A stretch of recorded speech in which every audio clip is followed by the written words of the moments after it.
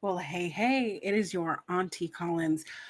This is Collins on the Rocks podcast, and this is just a little Coffee with Collins episode. Why are we having a little Coffee with Collins episode? Something was on my brain while I was on another show, and it just reminded me of something that has just been kind of like building inside myself, right? Trying to figure out what do I want my life to look like? Is this the life that I want? And I think about that so often because, hello, I'm not a spring chicken, right? I very much look like I'm in my 30s, right? Is this what I want my life to be about?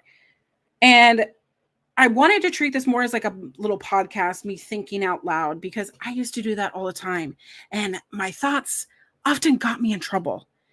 And I never want to advocate for keeping my mouth shut. I never want to advocate for holding it in at the expense of my honesty just to make someone else comfortable.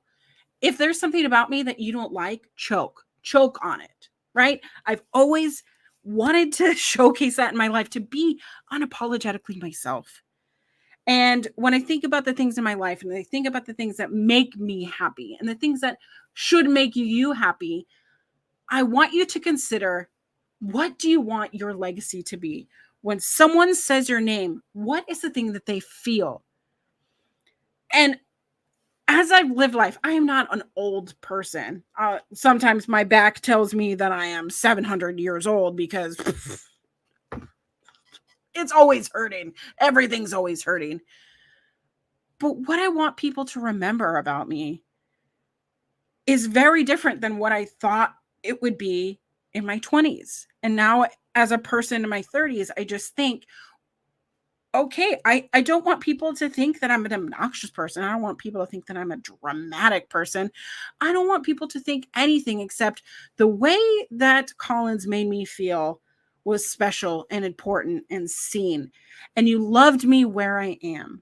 And because I've lived 36 years of life, generally that's kind of how it's been, right? When I'm around people, people say, guess what?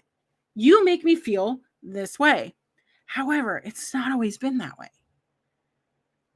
I, much like you, I have had people not like me.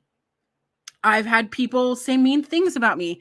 I've ended friendships because we fought, because I'm a human. Human things happen. And if you were to ask my biggest enemy or the person that I last had a falling out with about me, they wouldn't say positive things about me. But when we say legacy, it's not what does my enemy think about me, because who I live my life for is not the person that is bound to misunderstand me. I don't live my life in a way that I give any sort of weight to someone who is bent on misunderstanding every single thing I do. Because what kind of fucking life would that be? What kind of life would it be? What kind of legacy would I live if the thing that people remember me for being is hot-headed, a dick, rude, angry, resentful? I don't want to live my life like that. I don't want to be that. However, I find those traits inside myself. Like, the things that my brain says about me is that I am a rude person or that I come off abrasive because of the ism, right? I think these bad things about me, but they aren't always true. My brain is often an asshole. But what I want for my life and what I challenge you as a person listening to this podcast is, how do I get to that? How do I get to the thing where I want my legacy to be synonymous with the way that Collins made me feel was important, and the legacy that I leave in wrestling media or on this podcast or in everyday life? Because fuck wrestling podcasts, okay? The way that I make you feel when you are around me is important and of value, because you have value. I always want you to feel like you are important and the things that you say and feel are important, because it took me so fucking long to realize, oh, the things that I say and feel are actually important.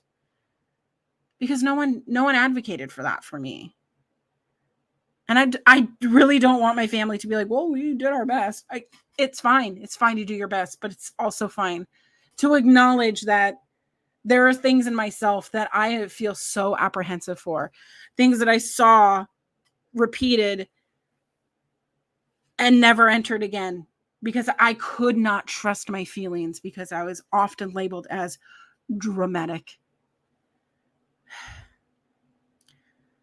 I don't want you to feel like you are just dramatic, or that the legacy you want to leave behind or the thing that you want people to remember you by doesn't matter. It does. It does to me. But how do you figure out what you want to do in your life? We ask 18-year-olds, what do you want to be when you grow up? What are you going to go to college for? And I've never been the kind of person that I knew what I wanted to be. I had a placeholder. I love teaching, but I don't like school. And I don't like politics. And I don't like playing to somebody else's rules. That's why I have such an issue sometimes with corporate world, because I literally have to play by somebody else's professional rules. I'm so honest, and I'm so about just being your authentic self, and you can't always do that. So what do you do? How do you want to figure out what you want to do for life? What do you want to do for money? And what do you want your legacy to show? Because I'm still fucking figuring it out. I'm 36. By the time my parents were in their 30s, they were having babies, buying houses, establishing themselves for their 40s. I have no idea what I'm doing. I often do my laundry, for instance, and I live out of that laundry basket of clean clothes, or even the clothes still in the dryer.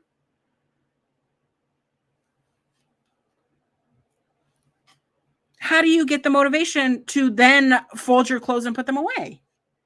Because you know what's also going on in my brain? Every time I open those drawers, I go, I need to donate those clothes. When am I going to have the time to pull out all my clothes and go through them? When I make time. When I make time. And you got to put it on a little calendar and figure it out. When did I become that person? When did I become that person? I sit here and think, is my life even beneficial? Does it even have meaning? Are my needs being met? Do I feel emotionally fulfilled? Do I feel like the things that I do day to day matter? And if you've gotten this far in the podcast, something's hitting.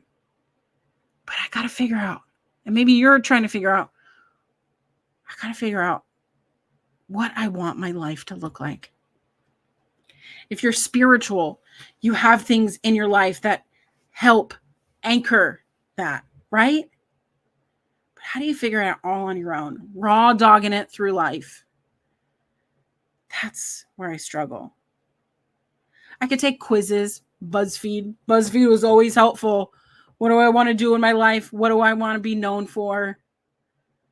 But what I want to be known for, and I know this at the bottom of my heart, is that I make other people feel valid. And that starts by doing that day in and day out. The consistency that I find easy of maintaining my friendships, I just have to make time for it.